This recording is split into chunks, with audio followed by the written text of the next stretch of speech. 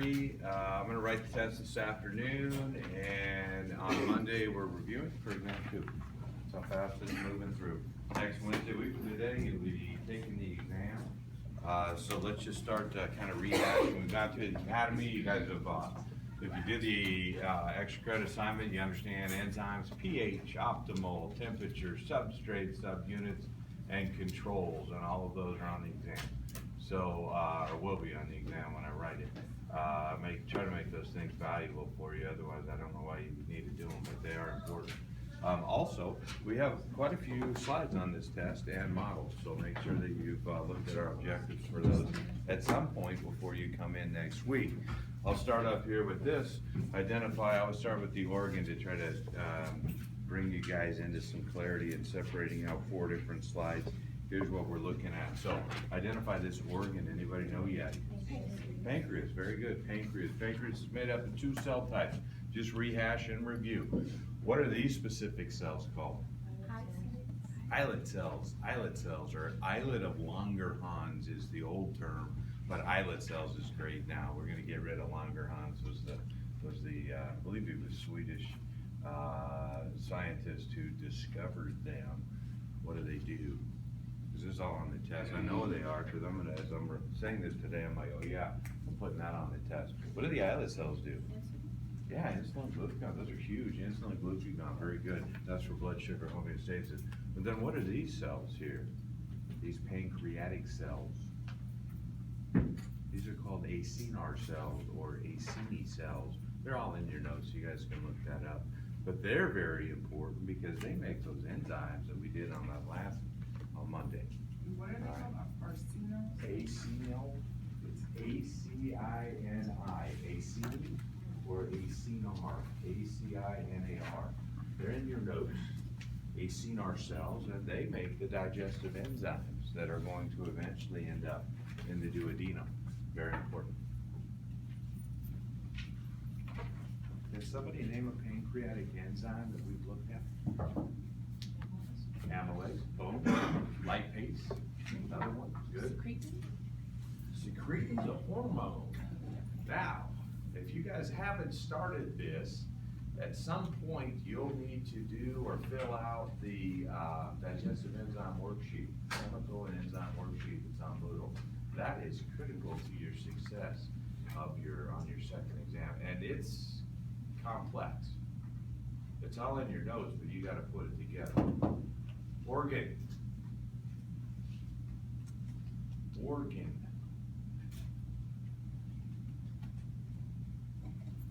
Man, have I taught you guys nothing?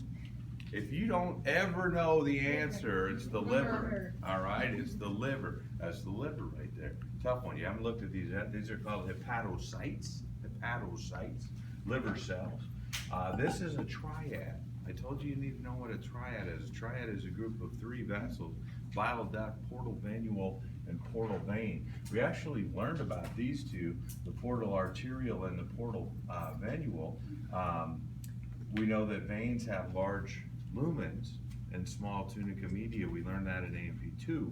Arterials have a thicker tunica media and a smaller lumen. So there's the arterial, there's the venule, and there's the bile duct. What do you think the bile duct's used for? Transporting bile. Good. All right, good. What do you call that? Triad.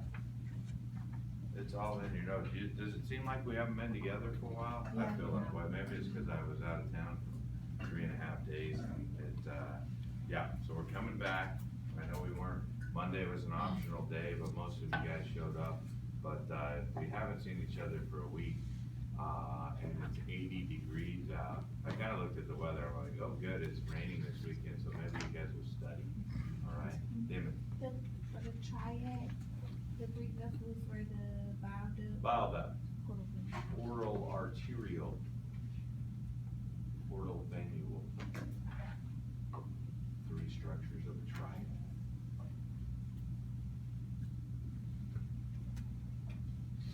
Organ. This is my favorite one.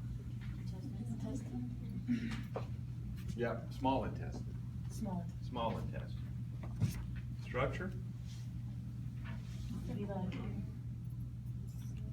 villus. Villus. Tissue type. So everything I'm doing now, if you guys are taking notes, which you should be, slides, small intestine, identify villus. It is lined with simple columnar.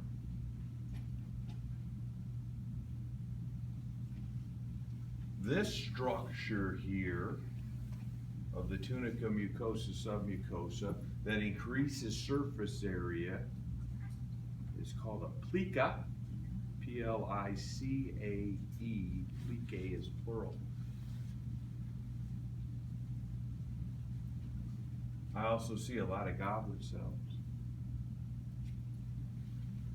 And if I ask you, optimal pH for enzymatic activity at the tip of my finger, optimal pH in the small intestine for enzyme activity, if you did that lab, you'd know it's 7. 7. Good. Pretty.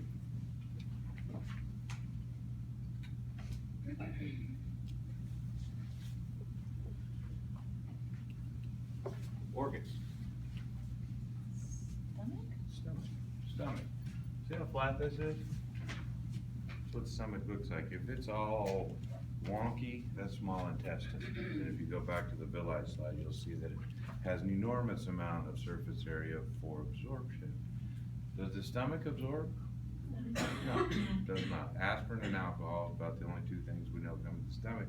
We don't need a lot of surface area, therefore the luminal wall is flat. That's how you can identify as the stomach. pH at the tip of my face. 2 to 4. 2 to 4 is an acceptable range. Good. Those are the slats. 4 of them.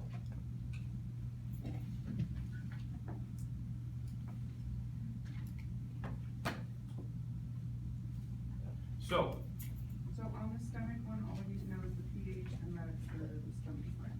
ooh, let's add simple columnar. Line the tissue lining it, simple columnar. Yep, that's it.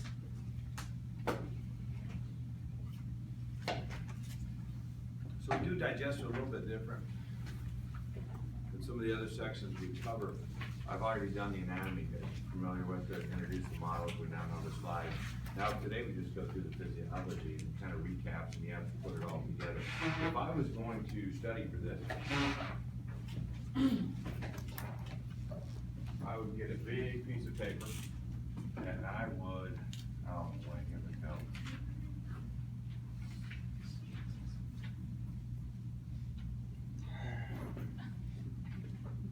Draw something where you're coming down through the system, and we start out here with the mouth, and you make a box over here, because we're talking about digestion, and you go mouth. You always have to start, what kind of tissue is the mouth lined with? Stratified squamous, all right? What else do we have in our notes? And just move it over, we've got teeth. How many adult teeth? 32. Deciduous milk or baby teeth? 20, good. Salivary glands, how many pairs? Salivary glands, 3 pairs. Name them. There you go. So you just keep going and you can move your notes all to a big picture. All right, because each section here, as you go down, then you get down in here, there's another box, and that's called the pharynx. Tell me the histology, its function, pharyngeal constrictors, that's where we start peristalsis. You guys know what I'm talking about? And you can just move your way down, then you go, ooh, there's the esophagus. And you do the same thing with the, what's the esophagus lined with? Stratified squamous, because we got food. Top of the esophagus is skeletal muscle, bottom of the esophagus is smooth muscle. You guys got that? All right, then it gets really big. As you go down here, you get into the stomach. And now you come off here with another box and you just start labeling out what's the stomach lined with, simple columnar. There are 4 specific cell types of the simple columnar. We talked about mucous neck cells, we talked about enteroendocrine cells. You guys got all that? And you can actually take this big picture You can just block it out into these areas, and that's how you should study for it. And make sure that you know all the histology, all the cells, where they're found, what the function is, add in the accessory organs, liver, etc. I think this is an excellent way to move your notes and memorizing into something that's kind of big and global, and that's how the test is, that's how I write the test. So, you might see a question is comparing the histology of the esophagus and the stomach. You would expect to see blank type of cells in the stomach, and if you've done this, you see cake. You guys got that? It's a good way to do it, I think, and from here on out, that's a good way to do it. So, we've studied the anatomy, today we're doing the physiology. Oh, there's a meatball sandwich, I think we changed that to a chicken enchilada or something, yeah, good, all right. So, things you should know about the mouth, these pharynx and esophagus. I gave you the anatomy before. Absorption, virtually no. Some drugs we talked about in the mouth, like nitroglycerin for chest pain. Mechanical digestion or chewing happens in the mouth. That's called mastication. All right, mastication. That is chewing. That's a fancy term. Chemical digestion. There's salivary amylase in the mouth, mainly ANS control. There's also a new thing in our textbook, and there's a salivary lipase, actually. Now, I don't test you on that ever, because it's so brand new and unknown of its function, but there's a lipase there you'll read about. And propulsion is called deglutition, so it's also known as swallowing, but deglutition is swallowing, and it is voluntary at the top of the mouth, pharynx, and esophagus. You know the anatomy, the musculature, and histology already. So these are just terms that you can add to your box if you want to draw all this out. We get to the stomach.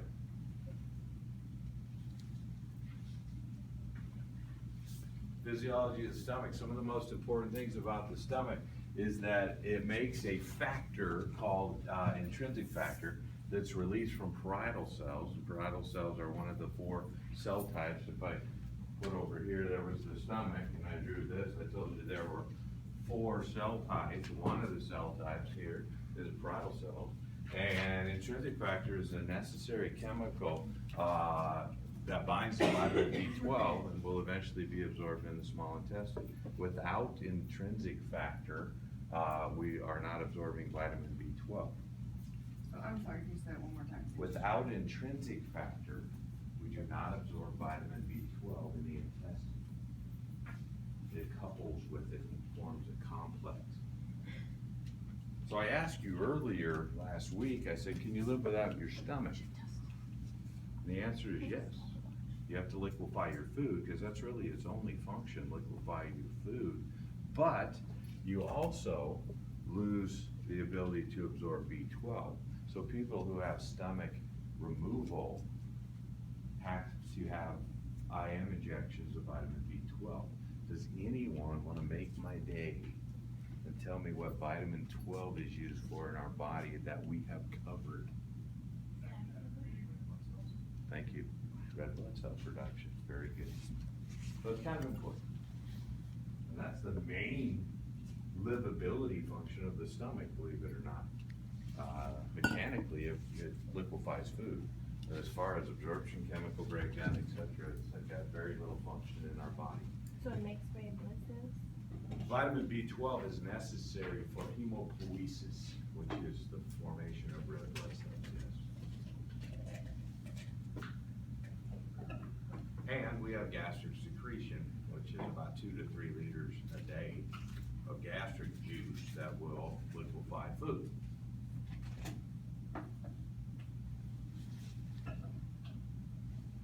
In the physiology of this release, we often don't want to throw this chicken enchilada into an empty stomach, all right? We want to prepare it. So the nice thing is you go out to a restaurant, like Chapala's is my favorite Mexican restaurant. Now, it's probably not as authentic as some of your favorites, but I like it. And I get the chili verde burrito there. And I know that before it gets there, I smell it. You smell you walk by a pizza place, you're like, already you're waiting in line, you order your pizza. After football games, the Sheldon Irish tradition is to walk across the street and go to Papa's Pizza. The boys come in after the game and they said, you smell it and you're ready. That's called the cephalic phase. Just smelling food, thinking about eating, starts gastric secretion. So when your pizza finally arrives, your stomach is not empty, it's kind of full of liquid, because what we're trying to do is liquefy the food here. That's called cephalic. Stimulates the medulla to send vagal stimuli and releases acetylcholine to the stomach. Vagal stimuli, what's the vagus nerve, cranial nerve number? 10. I told you if you ever get to national boards and have no idea what cranial nerve, you better answer 10, because that's the only one I've ever seen on it. You guys got that? That's the vagus nerve. Good. Prepares the stomach for food. Then the gastric phase. Most of gastric secretion, we get stomach distension. So you put this chicken enchilada in the stomach, and it actually distends or stretches the smooth muscle. How many layers of smooth muscle are there surrounding the stomach? 3. That's an oddball. We added an extra one called the oblique layer, because the idea of the stomach is mixing and churning and liquefying. So we add 3 layers of smooth muscle. The oblique is the extra one that's on the test. I'll tell you that right now. And when you stretch out the stomach with this chicken enchilada that already has some gastric juice in it, what are you doing? It's like a washer for laundry. You are now mixing and swishing this gastric juice with the chicken enchilada. And stretching triggers smooth muscle contraction. Food chemicals will increase gastrin secretion. What is gastrin? Anybody know? I'm going to tell you right now. Put an arrow out to the side. See chemical worksheet. Because if you don't know what gastrin and secretin and CCK do for this exam, you will be in trouble. Gastrin comes from G cells. It increases HCl production in our body.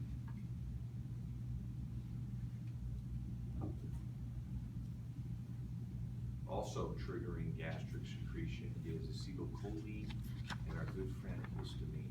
These are all off the chemical worksheet. I cannot emphasize how important it is that you know that worksheet thoroughly. Where did you say they were supposed to get the answers from it, or? Textbook. Textbook. Textbook has all of it. They actually have tables in the textbook that have exactly what I need written down. I try to get that as a learning activity for you. Currently it's on Moodle, or it's on Facebook, filled out, which is fine, but that doesn't help you learn much. That helps you memorize it, and I really like you guys to kind of figure it out and work through it. That's an important worksheet. Yes, When it asks for function and target tissue, should we just pick one, or do you want to all I have seen the Facebook page, and it is thorough and complete, and that's what I need.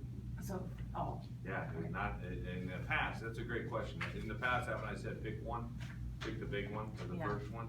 These are a little more complex. Sure. These hormones, and because we're focusing on one system, some of them have 3 functions. Like CCK targets 2 different accessory organs. I need you to not pick one, I need you to know them both. Okay. Fair, good question. All right, last phase is intestinal phase, and it's triggered when chyme enters the small intestine.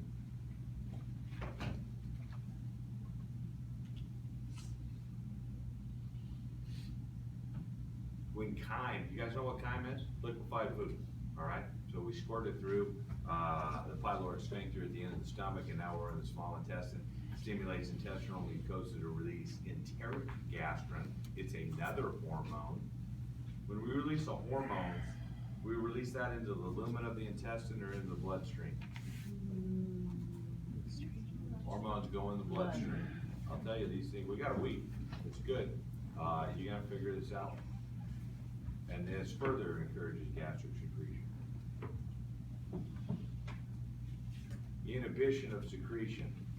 During the gastric phase, if we see distension, if we're shoving so much chyme into the small intestine, it's moving too fast, we have to stop it.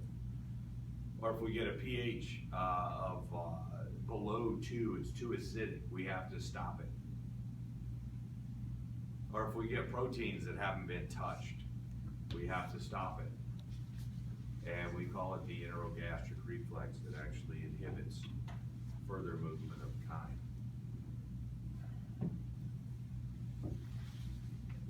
the idea here is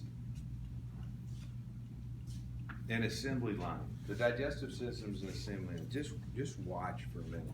When I was 15, 16, and 17, I picked peppers and watermelons out in the fields in California. And we would take them back to the place called the Sheds, which was a covered aluminum building where we'd actually wash them, sort them, rinse them, box them, and load them off into the freezer. And 18-wheelers from the farmer's market in LA would come up and we'd load them on at night and our day was over. A lot of 12, 14, 16-hour days. Because you don't want the fruits, you don't want the vegetables to spoil, so you want to get them out of there. So the idea is that we pick them out in the fields and we bring them in these big trailers and they roll off on conveyor lines. So the digestive system is the same way. You got the mouth here, all right? And the conveyor, the first thing you have to do is wash them. Everything gets washed. And it comes down the line. And then the next plate, well, let's talk about green peppers, bell peppers. They get washed here, and then the green bell peppers come down. Then you gotta sort them, because the large ones need to be in the large boxes, and the medium-sized green bell peppers need to be in the medium boxes, and even occasionally you get, coming through here, a chocolate pepper. You guys ever seen a chocolate pepper before? If you never had one, you ought to get one. They're just rotted bell peppers that were left in the field and weren't picked on the first run. We usually pick the fields 3 times. You pick the right ones, and sometimes you pick one, and when they go from green, then they go to red, and then they go to chocolate, which is a brown, and they're actually rotting. But all the glucose is being released, and so they're very, very sweet and can be used to cook with, and they make a very sweet pepper. They're called chocolates, and they're worth $60 a box compared to the green bell peppers that are worth $15 a box. So we gotta sort them. We gotta sort them here. Next thing comes down, they finally get sorted on 3 different things. Now they're coming off the line, and there's a huge, they're falling into boxes. You box, you staple the top of the boxes, and you stack the box here. Then you go get another box, so somebody has to be giving you the boxes. Is this an assembly line? Yeah.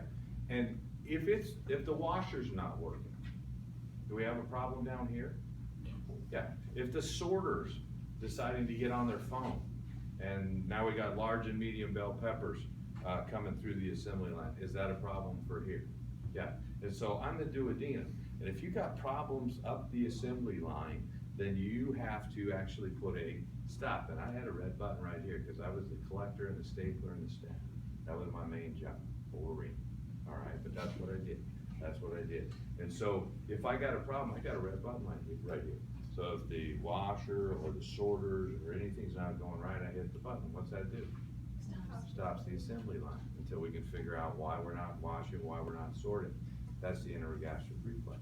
And the enterogastric reflex is the one that says, you guys are sending me acidic stuff, way too acidic. You're sending me proteins that the stomach, you're not even doing anything. The proteins, you're sending me fully intact proteins, and I'm gonna stop the assembly line. That's called the enterogastric reflex. So it allows the stomach to do its work. All right, you guys see how that works? Now, let's say we come down the assembly line and I box everything and we're great and we're moving through the duodenum now to the next phase. I told you from here we're gonna go to the cooler, correct? And we're gonna store it, all right? So if I'm in the duodenum now in the assembly line, I'm probably gonna need some help with this chicken enchilada that's just coming down. What do I say? I'm in the duodenum now, that was the stomach. Demi and Marissa, you're the mouth and the pharynx. I'm in the duodenum. What kind of help do I need right here in my body? Sorting, breaking down. Breaking down. I'm in the duodenum, breaking down. And what do I use to break down food stuff here? Enzymes. Enzymes. And where are the enzymes? Pancreas. Pancreas and gallbladder. All right, sort of. Bile is not considered an enzyme, it's an emulsifier, but yes, I need help from accessory organ. So I'm going to trigger the release of hormones, because hormones travel in the lumen of the intestines, or did they go in the bloodstream? Bloodstream. It's going in the bloodstream, so I can actually go to Jason, who's my pancreas, and he's way over there. I can't touch him or do anything, but I could send out a chemical messenger, like CCK or secretin, and it'll go to the pancreas, and then Jason will send me some enzymes. So now I'm mixing with enzymes here. Are y'all with me? And now can I move to here? And what do we do with all that chicken enchilada that now I've got enzymes and I'm broken down and I'm liquefied? I can be absorbed.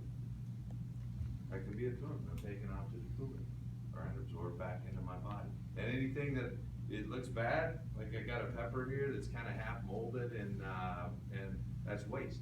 And where's that going? Large intestine, that's what we do, we use large intestine to get it out of our body. You guys see how this works? It is an assembly line, our digestive system, that's what the physiology is all about. You have to figure out what happens in each area as you're going through, and how one area can be affecting another area based on what's coming through. That's the assembly line. All right. If we're gonna inhibit, I'm gonna stop the assembly line, hit the red button, I'm gonna inhibit vagal stimulation. I'm gonna close the pyloric sphincter, which is right where Liz is. That's the closure at the end of the stomach, all right, going into the small intestine. And I'm gonna trigger the release of secretin, CCK, and gastric inhibitory peptide. These are all on the chemical worksheet. You'll have to figure out where they come from, what's the target tissue, and what's the function at the target tissue. And we know that secretin's gonna go, what do you think secretin looks like? As a word, secretin probably causes what? Secretion of enzymes from Jason. All right, that's where it comes from. And we inhibit the secretion in the stomach. That's called the enterogastric reflex. Production of HCl. Let me show you that picture. How do we make HCl? You guys don't like this, I love it. There it is.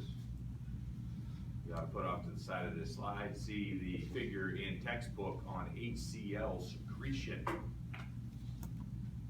Is that something we should memorize? Yeah.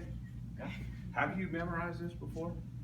Yeah. You did, on your first test in here. It's the same thing, except now we've got the stomach lumen instead of the alveoli. Because and now we've got blood capillaries down here. It's the same thing that you memorized for exam 1. You just have to use a different cell in the middle. And these are the parietal cells. Parietal cells. Boom. Same. There's the, what's this called again? When we exchange bicarbonate with chloride chip. Is there an enzyme that speeds up this equation? Yes. Carbonic anhydrase, we've seen all of it. This was on exam 1. That's how we make hydrochloric acid. It's, however, different here, and these are our 3 triggers. All right, our 3 triggers. Hormone, neurotransmitter, hormone. All can trigger hydrochloric acid production.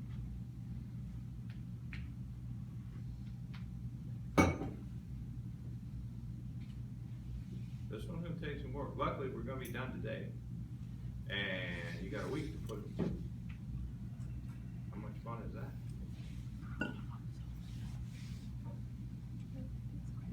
Now we're at the stomach. What happens at the stomach? Not much. But we do release an agent called pepsinogen to pepsin. It's active at a pH of about 1.5 to 3.5, so it's inactive in the duodenum. With hydrolysis, which is a breakdown process using water, about 15% of the protein before it gets to the small intestine. When you see pepsinogen, any idea why we release a protein degrading enzyme in the stomach, but we release it as an inactive chemical? It's not the appropriate place for. Yeah, that's right. There we go. I don't know if you've looked at the histology of the stomach yet, but it's got some gastric pits. These gastric pits are filled with mucus. And we know the pH out here can be 2, but the pH down in here is not 2, it's more close to neutral. We release pepsinogen into this gastric pit, will eventually moves here and will become active pepsin in the lumen of the stomach.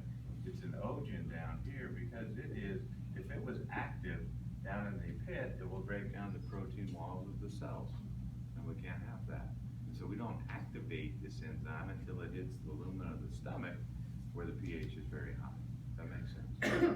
So when you see ogen, think inactive precursor. Now we move on down. You said if it was active in the pit, it would break down. It would break down the cell walls of the cell lining the pit. So, moving down to the small intestine, we secrete about 2 to 3 liters of intestinal juice a day, stimulated by distension or irritation. How we move this chicken enchilada through the small intestine is a process called propulsion. Segmentation mixes it, peristalsis moves it forward. Both are neural reflexive, which simply means when that chicken enchilada moves down into the small intestine, it stretches smooth muscle, and the response is to contract and segmentate and peristalsis.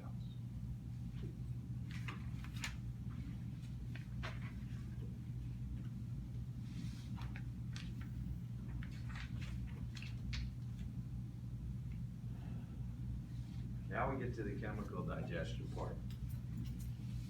Chicken enchilada comes in. What happens here in the mouth? Real quick. Chews. That's called mastication. Y'all with me on that? Any enzymatic breakdown of food of that chicken enchilada here. A little bit of salivary amylase, a little bit of lipase is released, but we don't chew it long enough for it to have any effect. We good on that? What's the pH? Mouth. You guys are the mouth. You guys are gonna remember this on the test. You're the mouth. What's the pH here?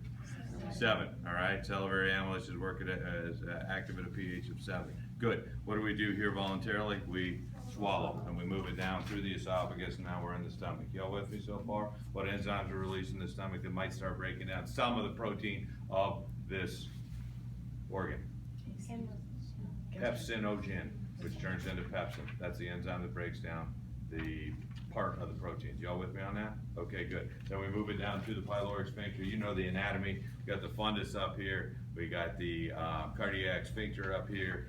We got the body. The folds of the stomach are called ruga. Y'all with me on that? There's 3 layers of smooth muscle, including the oblique layer. This is where we're putting it all together today. All right, we come down here. Now we're putting, is it still hard solid food that's coming through the pyloric sphincter into the small intestine, or is it liquefied? Liquefied, and that's called what?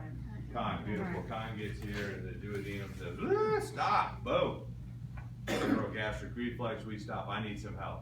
I need some help. And the small intestine says, I got a whole mess of undigested, liquefied chicken enchilada. I need some help, and I'm gonna send out my chemical messengers. What are the 2 chemical messengers I'm gonna send out right now? CCK and secrete. Those are the 2 big ones. Bing, bing, bing. CCK and secrete.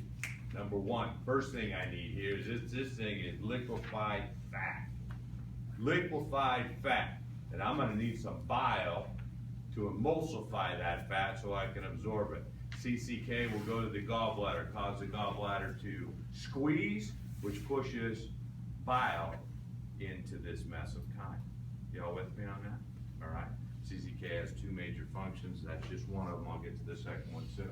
So I'm asking for help. I'm down here on the assembly line. I got a messy chicken enchilada that's been liquefied. It's full of acid, and I need to make it pH of 7, and I need some help. So I'm gonna bring bile in, and bile is alkaline. Is that gonna buffer this pH? Sure is. All right. That's the first thing that happens. And we also talk to Jason. Jason's gonna send me pancreatic enzymes and pancreatic juice, which is alkaline. And all of a sudden, as I'm moving through, we also go to the liver. You see how this is working? Those chemical messengers also go out to the liver, make more bile that we can store in the gallbladder for our next meal. Or maybe we'll get another chicken enchilada. So now I'm down here. What's the food look like here? Toward the end of the duodenum, still in the small intestine. What's it look like? What's the pH? 7. Good. Is it liquefied? Sure. Is it full of enzymes? Yep. Is it full of bile? Yep. And what do we do with it here in the duodenum now that it's pH of 7, full of enzymes and bile? Digestion. We break it down, and then we absorb it in the blood vessels of the mesentery. That's how it works. And what you have to do now at this point is let's take carbohydrates here. That flour tortilla. What enzymes act on carbohydrates here? Pancreatic amylase from Jason. And the subunits that are formed are simple sugars, which we now can absorb. Can I absorb a flour tortilla, a long chain carbohydrates into my, no. And do I have modifications here in the small intestine that help me absorb? Can anybody name 3 modifications of the small intestine that increase the surface area for absorption? Plica, villi, microvilli, bing, bing, bing. That's where I'm at, that's what the histology of the cells look like, and I will absorb that food stuff, but it has to be broken down in the duodenum at the right pH. We good on that? Can you guys see what I'm doing here? I mean, this is an easy test. If you can visualize what's going on at each station in this assembly line, and then we absorb everything. Now, what we don't absorb keeps going down to the next stop, which is the blank. Large intestine, cecum, ascending, transverse, descending colon, sigmoid colon. The only thing we're doing with this mess that we couldn't absorb is we might take a little bit of water and a little bit of electrolytes out of it based on our body's needs, and we're left at the end, down at the rectum, with feces, which we're gonna get rid of. That's how it went through the process. I talked about the pancreas, I talked about the liver, talked about the gallbladder, talked about enzymes and these different organs. That's what physiology is. I love this system. When you see it, you're like, this is kind of fun. Small intestine. You guys ever heard of gallstones? All right, gallstones. Because the function of the gallbladder is simply to concentrate bile. When we concentrate bile, we take fluid, water out of it. And it makes it a little thicker, a little goopier than what came out of the liver. Because if you don't know that, bile is actually made in the liver and stored in the gallbladder. And that's an important thing to understand. Bile is made in the liver, stored in the gallbladder, and concentrated in the gallbladder. So if you take fluid out of a formula or a solution, it has the ability to harden. And when you harden, you can get gallstones. Gallstones can be treated by sound waves that are called lithotripsy, and they can also be removed fiber optically. At the break, if you'll remind me, I'll go get some gallstones and pass them around. Painful. Pancreatic juice. We need pancreatic juice from Jason, regulated by the peripheral nervous system and hormones. Secretin and CCK are the 2 hormones that stimulate pancreatic juice. Secretin will give the bicarbonate juice, and CCK stimulates the enzymes.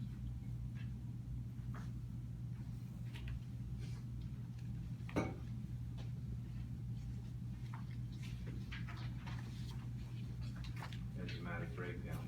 Take 5 minutes. Then 45, take a break.